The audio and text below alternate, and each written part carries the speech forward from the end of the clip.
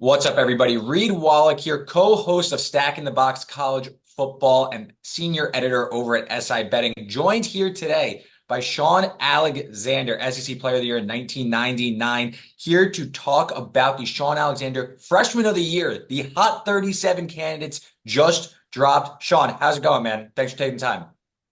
It's good, man. You're right. The 37 hot list has dropped. It's awesome, man. We got another group of just really fantastic players. College football is still going to be live and funky, and a bunch of new names just going to show up, and everybody's going to be like, "Who's this guy?" And there's going to be a couple of kids from neighborhoods be like, "Oh, we played with him. We were better than he was." And so every year it's exciting because we get to go feel that with these new kids, and you get to end up meeting their families, and they're like, "Man, we always thought he was going to be good. We didn't know." And so it's fun. It's fun. College football's back, pro football's back, high school football's back. Man, this is a wonderful time of the year. It is a good time of the year. And before we talk about the Freshman of the Year award, I want to talk a little bit about freshmen in general coming into college in today's college football world, and maybe this season in general before we get to it. I want to ask, it seems like in today's world, like you were mentioning, there are just some dudes that pop on the screen. You're like, where did this guy come from? You see true freshman, five-star recruit, and all this. Do you think in today's college football, the jump is a little bit more seamless, obviously for the top level players, but as a freshman, do you think maybe the best players are able to adapt a little bit faster than they were, 15, 20 years ago? I don't think so. I just think that everything gets talked about more. You know what I mean? Like, Mhm. when, I was the number one player coming out of high school, I go to Alabama. So all would just like if you took that from 95, gosh, all the way to now, it would feel really similar. But I Mhm. sat behind two guys who were pretty good athletes, what I mean, as running backs. So I was a third stringer. And they both just happened to get hurt my freshman year. And LSU night. It's Bama LSU just like every night, still 30 years later, still the same thing. And, I pop off and go crazy and hit 270 yarders. And next, I've got a freshman name. So like it's still the same. The great ones still find a way to get out there and go make it happen. And some guys don't play until later on. I think the Mhm. biggest shift is not finding a superstar. It's will the guy wait long enough to become the superstar? I feel like I've seen some careers you just be damaged because they wasn't patient enough and they'll bounce around and they seem like a bounce around guy when really if they'd have just stayed another year then they would have become the guy. So I still wrestle with that because I definitely am a believer guys going to making that money. By all means, I know what it's like to not have money in college. What I mean, even at you know but I think like the development is way more valuable than the cash. And you talk about some of the development and guys moving around. There's a new coach patrolling the Alabama sideline at Bryant-Denny Stadium, and that is, of course, Kalen DeBoer taking over for Nick Saban. I imagine you still keep up with the Crimson Tide pretty good. What are you expecting this season, the first in what feels like forever, that Alabama is going to look a little different on the sidelines, especially?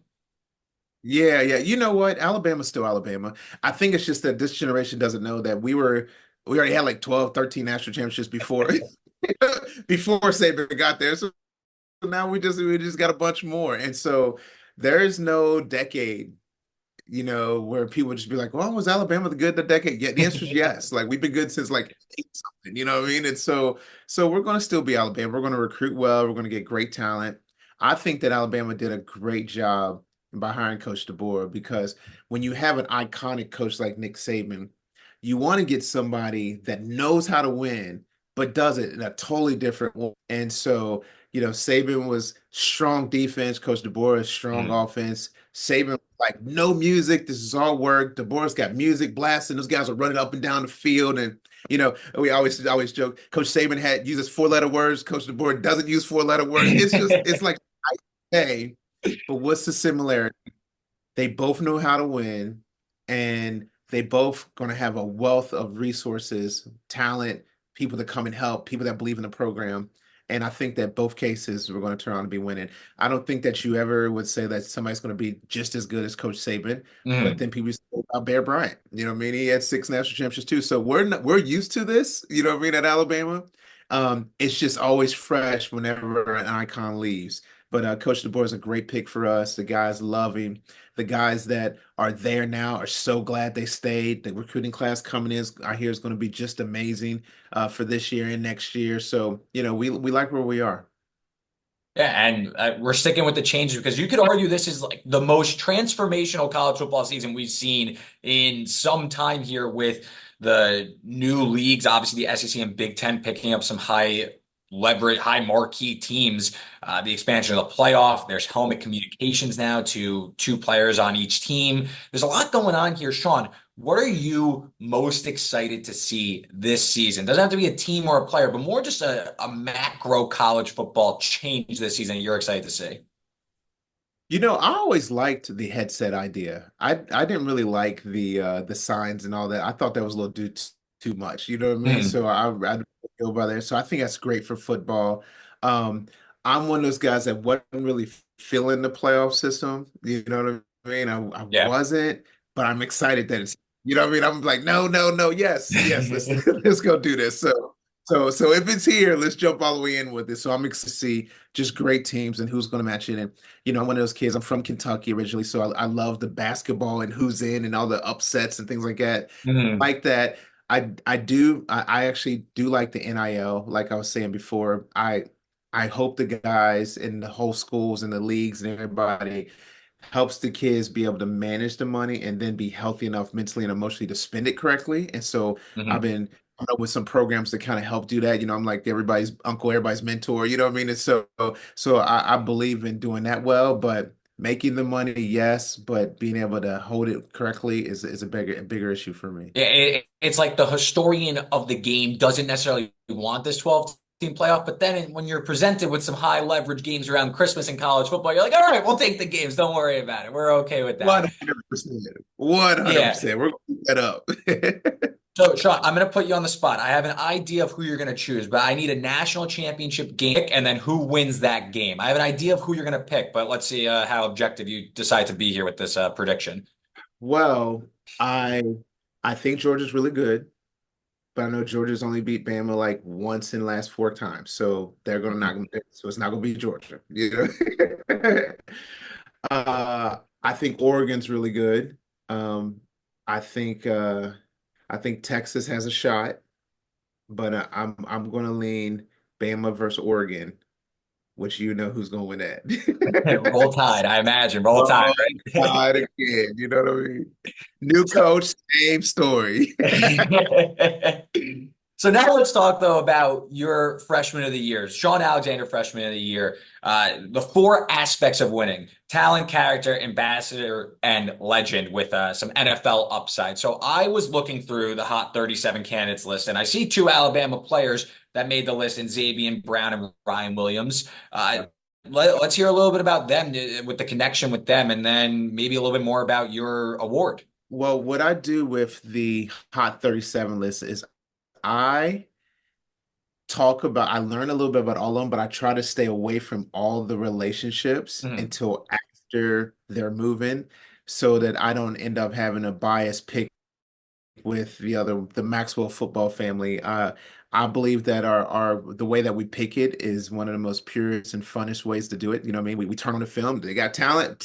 We see that. Does everybody wish they had that guy on their team? You know what I mean? Character, we do a little research. We start calling the schools and we're like, hey, you know what do we know about this kid? You know what I mean? Like they always say, like, I'm just young enough that my name get mentioned with everybody messes up stuff I'm doing. You know what I mean? So I'm like, so that's part of I'm calling Drake May or Trevor or Will Anderson. I'm like, hey, now you carry my name the rest of your life. Don't screw it up. It's so I'm just young enough to encourage and challenge and help build character in all people. And I had great coaches, Coach Stallings, Coach Dubose, Mike Holmgren. Character was just a big thing. That's how winners won. And so I'm always pushing for that. Ambassador is about what does your school think about you? Do they actually like you? Would they when you leave? I know they want your talent, but would they look at you and say, "Man, we want this guy to be a fixture of our school"? That's what an ambassador is. And so to me, like once again, it touches a little bit of that character, but it also lets us know a little bit about the guy. Like you call up the coach and be like, would you let this guy be a representation of you and everything that you're about? And And it's easy for a lot of guys. The great ones usually have enough discipline to be great, and that usually handles them being an ambassador for the school. But the last one is always the most fun. It's we call them being legends, and legends is what the NFL calls a retired NFL player. So for you to be a retired NFL player, you got to get there and perform, and we love picking out those guys. That's why we've been so proud of Trevor Lawrence. Number one pick overall. Kenneth Gainswell went to the Super Bowl with the Eagles. Will Anderson, three overall. Brock Bowers is there now with the Raiders. Then you got Drake May, who might be end up with he's with New England, but he might be the starting quarterback there. And now you got Caleb Downs, who's transferred to Ohio State. So we have been very proud of the pick, but we've enjoyed this whole process from the Hot 37 on from August to getting in November, picking out the Fab 14 semifinalists to December, right before the championship game, and picking the top five. Those are the finalists. To on Christmas Day, me making that phone call and saying, "Hey, you are the Shaun Alexander Freshman Player of the Year. You are the baddest freshman in the country. You are the prince of college football. Go kill that bowl game. Go kill that playoff game. Go get in that championship." And we've seen, I think, three national champion winners. You know what I mean? Like so it's been pretty awesome watching them guys play. Yeah, I was looking at the list and the former winners, I was like, man, they know how to pick these guys. The foundation definitely does well. So Shaun, I appreciate the time. I'm going to be making sure I'm keeping up with the Shaun Alexander Freshman of the Year award. Best of luck this season. Hope to talk soon. Hey, thank you, man. Roll Tide.